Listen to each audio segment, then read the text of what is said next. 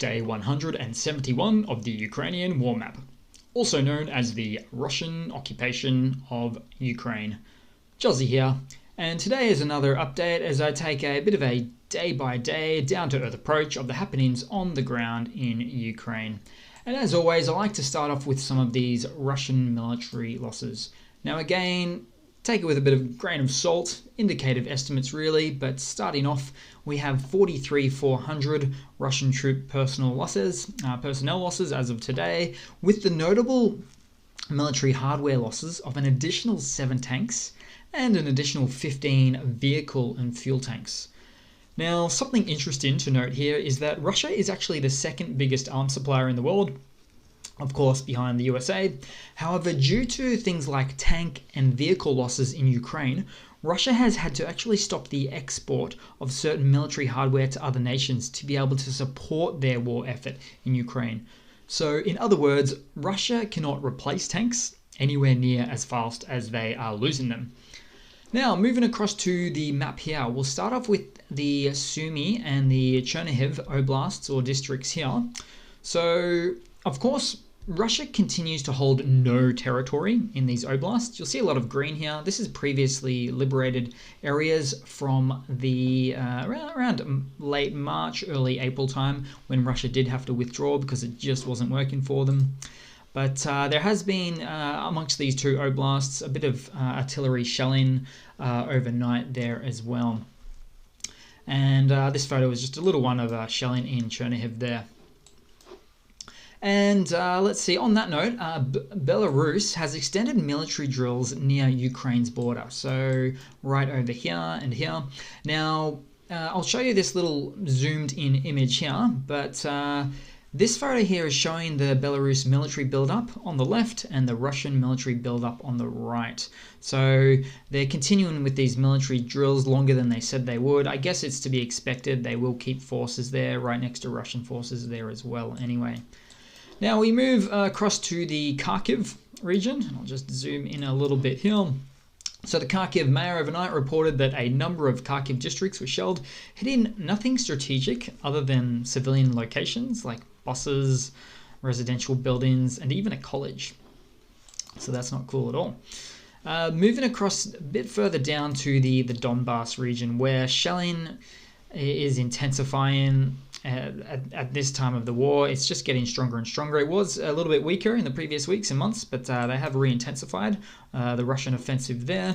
And we'll start off with Sloviansk. Now, there hasn't been any real ground gained here from the Russian side. In fact, if I just go to the date map here, you will see they took a little bit of ground here, just northwest of Sloviansk. But this has been a bit of a tug and pull situation between Ukraine and the Russian forces. This little front line here, it keeps getting liberated and lost. So there's effectively a stalemate, I would say, there. Again, it's difficult to take a city or town like Sloviansk when there's a lot of natural borders here. It's just too difficult for a force to overtake it with, really. Moving around, I'll zoom out a little bit here, and of course many people query about Russia just closing the gap here. So it's easier than it looks.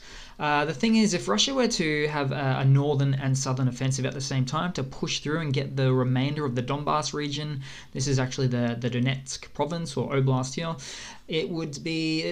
effectively there's too much manpower that's required. You need about 300,000 to 400,000 Russian soldiers, so about 150 or 250 on each side, on the north and the south, needed to take the remainder of the Donbass. So they're not doing that. As you can see, with most of these arrows, they're taking it from the east, or attempting to take it from the east there. But have taken it from the north and the south would be just too many Russian losses. So they're not attempting to take it that strategic way at all. Moving on to Kramatorsk, which is a little bit below Sloviansk there. Hopefully I got that in the map there for you. So the Kramatorsk mayor reported that where a number of Russian missile attacks had occurred, mostly on residential buildings. It's both an unfortunate but inaccurate spray and pray methodology the Russian artillery frontliners seem to be using there, ongoing there. Now, certainly, probably the most hotly contested area at the moment is Bakhmut and the cities and towns or villages surrounding Bakhmut here. So Russia keeps attempting to push forward here, but mostly being repelled. I think there was a small breakthrough here, right there. So if we zoom out, get a bit extra context. There looks like they're trying to get this main arterial line or the highway. Of course, any military does enjoy a highway for their supply lines as they try to get to Bakhmut, but they're constantly being repelled on that front there. If we were to go down just a little bit further there and have a look at, I think there was a bit of extra ground taken or lost. Let's see. So right here, there. But I think in particular, Pisky. So this has been a bit of an ongoing battle for Russia to take. They've taken a bit of ground on the southeastern side there, or portion of Pisky. But Russia are said to be losing a lot of their forces just to make these small gains at the moment. Of course, the other day I called Pisky sort of like an outer suburb of Donetsk, part of the Donetsk Oblast that they're trying to take. So perhaps Russia perceives it as a bit embarrassing that they haven't taken Pisky on the way to other villages, towns and cities there. Now moving across to Zaporizhia. Let's see. Now that is a bit further down here. So there were some Russian missile strikes in Zaporizhia around the city region there reported. Of course, Zaporizhia has the nuclear power plant right down here in Russian-controlled territory, beyond the Dnieper River, in fact, but it's all still part of the Zaporizhia Oblast, Enerhodar, right here, and of which the nuclear power plant had to turn off one of their nuclear reactors just really, really recently. I think they got either 4 or 6 from memory, and they said it was for safety reasons due to building-related damage, as we understand there. Moving across to Kherson, where it gets pretty interesting here. So, of course, both of these supply lines to the northern bank, where the Russian offensive is currently at, have been all but destroyed there. So Russia has had to rely on the Kakhovka Dam here, now, or the bridge of it. Now, the Ukrainian forces have successfully taken out the rail line and the bridge there as well. So this means Russia cannot successfully support their frontliners on the northern bank right here. And as the saying goes, infantry wins battles, but logistics wins wars. Moving across to just some news for the day here now, guys. So switch it off if you want to now. But starting off, the Swedish defense minister has said in an interview that his country is ready to produce weapons for use in Ukraine, saying, "We expect the conflict to be protracted, and therefore we believe that the supplies that have been made so far should be supplemented by direct production." So that's verbatim there, but protracted meaning they expect it to be drawn out, and supplementing Ukraine with a new military production from Sweden itself. So that's something there. Moving across to information from UK, really. More British M270 MLRS systems have arrived in Ukraine. Now, the M270 is like the well-publicized HIMARS systems that no doubt I'm sure you've heard of. The way the M270s work is more like multiple rocket fire, whereas the HIMARS are a little bit more high precision and just a single rocket at a time, but has a better shoot and scoot capability, so they can shoot and get away, so that any radars from the Russian side can't do an artillery or shell or a missile attack back to them with getting them. So it's a great little shoot and scoot there. In fact, probably back to the Kherson spot here, it's believed that a very high precision HIMARS was used to take out the bridge and the railroad right next to the dam there.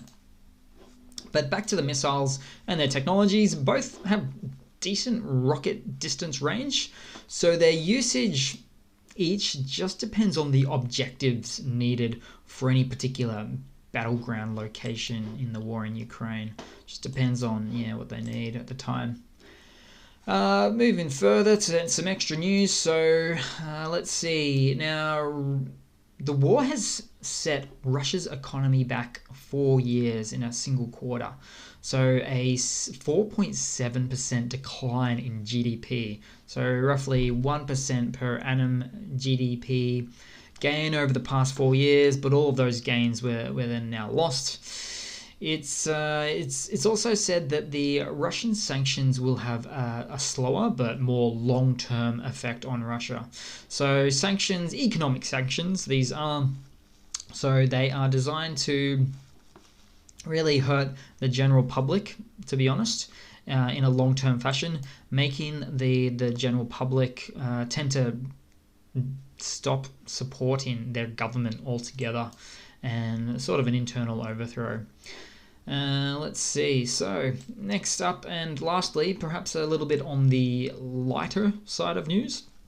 A New York company raised over $120,000, I believe, through like a Kickstarter campaign to make an action figure of Ukrainian President Zelensky there.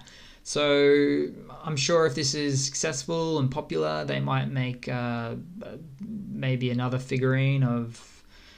The only other person I can really think of at the moment is Putin. I'm sure if they were to, Putin wouldn't necessarily have much of a smile on his face.